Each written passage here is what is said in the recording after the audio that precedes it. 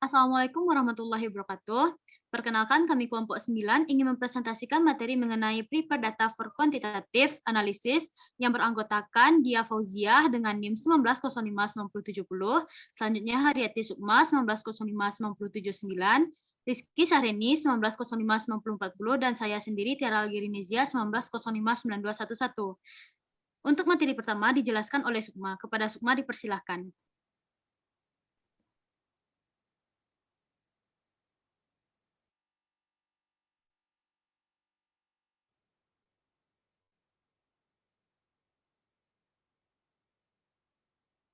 Baiklah, terima kasih kepada moderator. Materi pertama yaitu mengenai persiapan nilai untuk dianalisis datanya. Data yang akan dikumpulkan menggunakan metode-metode tradisional yaitu wawancara pribadi, wawancara telepon, CATI, atau surat langsung dan pengantaran. Harus dikonversi ke format elektronik untuk dianalisis data. Data dari internet atau survei berbasis web, PC genggaman, database, pemindai, dan gudang data perusahaan sudah dalam format elektronik, tetapi juga memerlukan persiapan, misalnya data yang dapat diperoleh dalam format Excel atau harus dikonversi ke SPSS. Proses persiapan data biasanya mengikuti pendekatan 4 langkah, dimulai dengan validasi data, kemudian pengeditan dan pengkodean, diikuti dengan entry data dan tabulasi data. Persiapan data sangat penting dalam mengubah data mentah menjadi data kode yang dapat digunakan untuk analisis data. Tetapi persiapan data juga memainkan peran penting dalam menilai dan mengendalikan integritas data dan memastikan kualitas data dengan mendeteksi potensi bias respon dan merespon yang disebabkan oleh kesalahan pewawancara dan atau kesalahan responden, serta kemungkinan kesalahan pengkodean dan entry data. Persiapan data juga penting dalam menangani data yang tidak konsisten dari sumber yang berbeda atau dalam mengubah data dalam berbagai format ke format tunggal yang dapat dianalisis dengan perangkat lunak statistik. Dengan metode pengumpulan data tradisional, proses persiapan data dimulai setelah wawancara kuesioner atau formulir observasi selesai dan dikembalikan ke pengawas lapangan atau peneliti.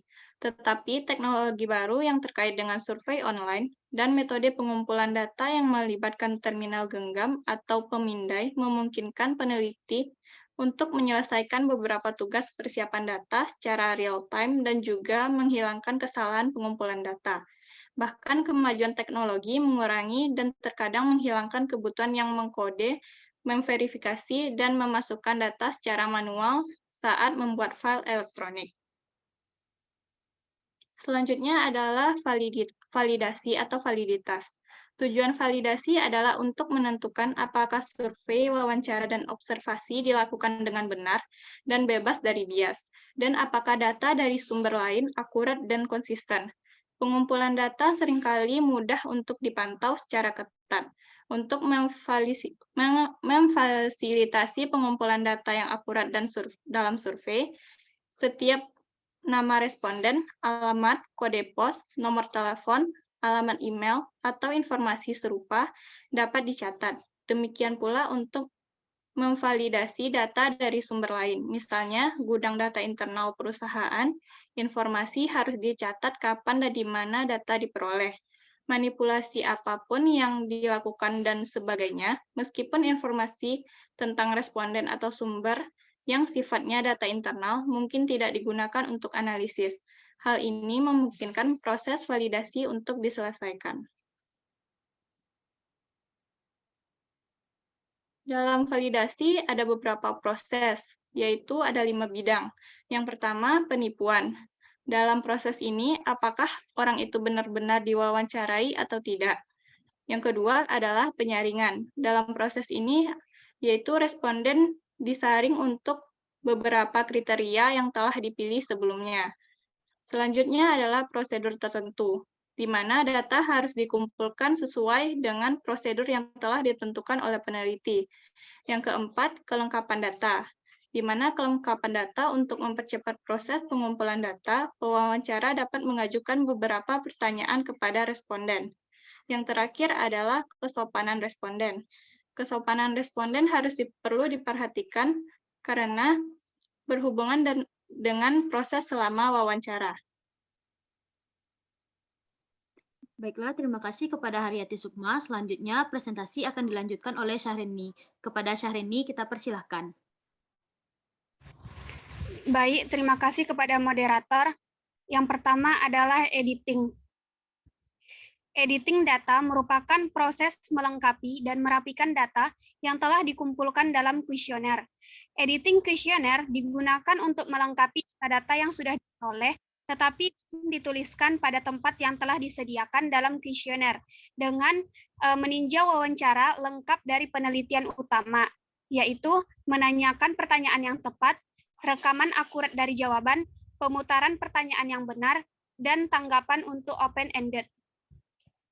Pemeriksaan data atau editing dilakukan terhadap jawaban yang telah ada dalam kuesioner dengan memperhatikan hal-hal berikut.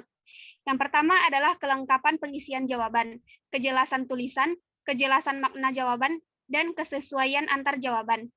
Proses editing merupakan proses di mana peneliti melakukan klarifikasi, keterbacaan, konsistensi, dan kelengkapan data yang sudah terkumpul. Proses klarifikasi menyangkut memberikan penjelasan mengenai apakah data sudah terkumpul akan menciptakan masalah konseptual atau teknis pada saat peneliti melakukan analisis data.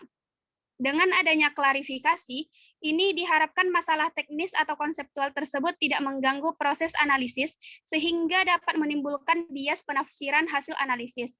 Hal ini berkaitan dengan apakah data yang sudah terkumpul secara logis dapat digunakan sebagai justifikasi penafsiran terhadap hasil analisis. Konsistensi mencakup keajengan jenis data berkaitan dengan skala pengukuran yang akan digunakan. Kelengkapan mengacu pada terkumpulnya data secara lengkap, sehingga dapat digunakan untuk menjawab masalah yang sudah dirumuskan dalam penelitian tersebut. Selanjutnya adalah coding. Coding adalah suatu proses pemberian angka pada setiap pertanyaan yang terdapat pada kuesioner, yakni sebagai pengganti substansi pertanyaan. Pembuatan kode dimaksudkan untuk menyederhanakan judul kolom dalam proses entry data. Oleh karena itu, agar peneliti tidak kehilangan informasi lengkap, substansi pertanyaan diperlukan buku kode. Pengkodean melibatkan pengelompokan dan pemberian nilai pada tanggapan terhadap pertanyaan survei. Dalam melakukan penelitian kuantitatif, format pertanyaan atau skala terkadang perlu untuk memungkinkan responden memberikan lebih dari satu tanggapan menggunakan terstruktur tertutup dalam pertanyaan.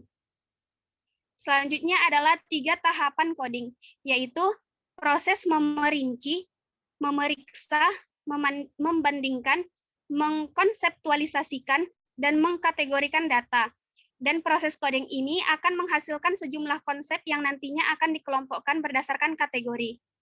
Yang kedua adalah axial coding, yaitu data hasil coding akan dikelompokkan lagi berdasarkan kategori dengan cara menghubungkan kode dengan konteks konseptual dengan konteks konsekuensi, pola interaksi, dan penyebab. Yang ketiga adalah prosedur tertentu, yaitu peneliti menyeleksi kategori inti dengan menghubungkan secara sistematis dengan kategori-kategori lain, melakukan validasi hubungan, serta melakukan perbaikan dan pengembangan kategori. Dalam hal ini, dapat memudahkan peneliti untuk memberi makna pada setiap kategori. Sekian dari saya kembalikan kepada moderator. Baiklah, terima kasih kepada Reni. Selanjutnya, materi entry data. Entry data adalah prosedur yang digunakan untuk memasukkan data ke dalam file komputer untuk analisis data selanjutnya. Entry data adalah input langsung dari data yang dikodekan ke dalam file yang memungkinkan analisis riset untuk memanipulasi dan mengubah data menjadi informasi yang berguna. Ada beberapa cara memasukkan data yang dikodekan ke dalam file elektronik, yaitu dengan survei CHATI dan internet. Data dimasukkan secara bersamaan dengan pengumpulan data. Teknologi pemindaian juga dapat digunakan untuk memasukkan data. Pendekatan ini memungkinkan komputer membaca kode abjad, angka, dan karakter khusus melalui perangkat pemindai. Survei online menjadi semakin populer untuk menyelesaikan studi riset pemasaran. Memang sebenarnya survei online sekarang mewakili hampir 60% dari semua pendekatan pengumpulan data. Adapun yang perlu diperhatikan dalam entry data yaitu yang pertama, deteksi kesalahan. Langkah pertama dalam pendeteksian kesalahan adalah menentukan apakah perangkat lunak yang digunakan untuk entry data dan tabulasi melakukan error edit routines yang mengidentifikasi jenis data yang salah. Misalnya katakanlah bahwa untuk bidang tertentu pada catatan data tertentu hanya kode 1 atau 2 yang akan muncul. Error edit routines dapat menampilkan pesan kesalahan pada output data jika nomor selain 1 atau 2 telah dimasukkan. Error edit routines seperti itu bisa sangat menyeluruh dan berpengaruh. Nilai kode dapat ditolak jika terlalu besar atau terlalu kecil untuk item skala tertentu pada kuesioner. Dalam beberapa kasus, rutinitas edit kesalahan terpisah dapat dibuat untuk setiap item pada kuesioner. Dengan survei online, kontrol dibuat sebelumnya untuk mencegah responden memasukkan jawaban yang salah. Pendekatan lain untuk deteksi kesalahan adalah bagi peneliti untuk meninjau representasi tercetak dari data yang dimasukkan. Yang kedua yaitu data yang hilang. Data yang hilang seringkali menjadi masalah dalam analisis data. Data yang hilang didefinisikan sebagai situasi di mana responden tidak memberikan jawaban atas pertanyaan. Terkadang responden dengan sengaja tidak menjawab pertanyaan sehingga menimbulkan situasi data yang hilang. Hal ini paling sering muncul ketika pertanyaan yang bersifat sensitif yang ditanyakan seperti menanyakan usia atau pendapat responden. Hal ini juga dapat terjadi karena responden tidak melihat pertanyaan atau terburu-buru untuk menyelesaikan survei dan melewatkan pertanyaan. Dengan survei online, responden dapat diminta untuk menjawab semua pertanyaan, tetapi hal ini dapat menyebabkan beberapa responden berhenti menjawab pertanyaan dan menghentikan survei. Secara umum, dengan survei online disarankan untuk meminta jawaban atas semua pertanyaan. Jika ditemukan data yang hilang, ada beberapa cara dalam mengatasinya, yaitu yang pertama mengganti nilai yang hilang dengan nilai dari responden yang serupa. Yang kedua, dengan menggunakan jawaban atas pertanyaan serupa lainnya sebagai panduan dalam menentukan nilai pengganti. Yang ketiga, dengan menggunakan min dari subsampel responden dengan karakteristik serupa yang menjawab pertanyaan untuk menentukan nilai pengganti. Yang keempat, dengan menggunakan rata-rata dari seluruh sampel yang menjawab pertanyaan sebagai nilai pengganti. Tetapi ini tidak disarankan karena mengurangi keseluruhan varians dalam pertanyaan. Yang ketiga yaitu mengatur data. Beberapa fungsi pengorganisasian data yang berguna tersedia di SPSS. Salah satu fungsi data pull down menu adalah sortir kasus. Ini dapat digunakan untuk mengurutkan kasus data pengamatan dalam urutan menaik atau menurun. Fungsi lainnya adalah fungsi split file, dan fungsi ketiga yaitu berguna dalam opsi select cases yang dapat digunakan untuk memilih secara khusus respondennya. Opsi ini juga dapat digunakan untuk memilih subsampel acak dari total sampel. Nah, sekian dari saya. Selanjutnya saya persilakan kepada Dia Fauziah untuk menjelaskannya. Materi selanjutnya adalah tabulasi data.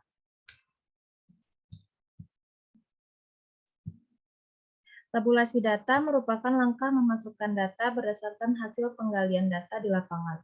Untuk memperoleh nilai suatu variabel, misalnya nilai X1, X2, atau X3, bisa langsung data asli dari lapangan dan bisa merupakan hasil penjumlahan dari beberapa poin pertanyaan yang telah dijawab oleh responden. Tabulasi data dapat dilakukan pada Microsoft Office Excel terlebih dahulu dan setelah selesai baru dikopikan kepada program SPSS atau langsung dilakukan di program SPSS. Namun berdasarkan pengalaman pada penelitian terdahulu, jika data untuk suatu variabel merupakan hasil penjumlahan dari beberapa poin pertanyaan yang diajukan, maka akan lebih mudah dan cepat proses tabulasinya jika dilakukan pada Microsoft Office Excel terlebih dahulu. Pengolahan data yang berbentuk tabel ini dapat berbentuk tabel distribusi frekuensi maupun dapat berbentuk tabel silang. Tabulasi data merupakan penyajian data yang banyak digunakan karena lebih efisien dan cukup komunikatif. Dengannya, tabel yang dibuat sebaiknya mampu meringkas semua data yang akan dianalisis. Pemisahan tabel akan menyulitkan peneliti dalam proses analisis data. Selanjutnya, kegiatan dalam data tabulasi. Kegiatan yang pertama yaitu memberikan skor terhadap item-item yang perlu diberi skor. Misalnya, tes, angket berbentuk pilihan ganda, rating scale, dan sebagainya. Kegiatan yang kedua memberikan kode terhadap item-item yang diberi skor. Kegiatan ketiga, mengubah jenis data, disesuaikan atau dimodifikasi dengan teknik analisis yang digunakan. Misalnya, data interval diubah menjadi data ordinal dengan membuat tingkatan data ordinal atau data interval diubah menjadi data discrete. Kegiatan yang keempat yaitu dengan memberikan kode atau coding dalam hubungan dengan pengolahan data. Jika akan menggunakan komputer, dalam hal ini pengolah data memberikan kode pada semua variabel. Kemudian mencoba menentukan tempatnya di dalam coding, sheet, atau coding form. Bentuk dari hasil data tabulasi. Yang pertama, tabel pemindahan, yaitu tabel tempat memindahkan kode-kode dari kuesioner atau pencatatan pengamatan. Tabel ini berfungsi sebagai arsip. Yang kedua, tabel biasa. Adalah tabel yang disusun berdasarkan sifat responden tertentu dan tujuan tertentu. Selanjutnya, tabel analisis. Tabel yang memuat suatu jenis informasi yang telah dianalisa. Cara yang paling dasar untuk mengilustrasikan tabulasi satu arah adalah dengan membuat tabel frekuensi satu arah. Tabel frekuensi satu arah menunjukkan jumlah responden yang menjawab setiap kemungkinan jawaban atas pertanyaan yang telah diberikan alternatif yang tersedia. Sekian dari saya berikan kepada moderator. Baiklah, terima kasih kepada Dia Fauziah.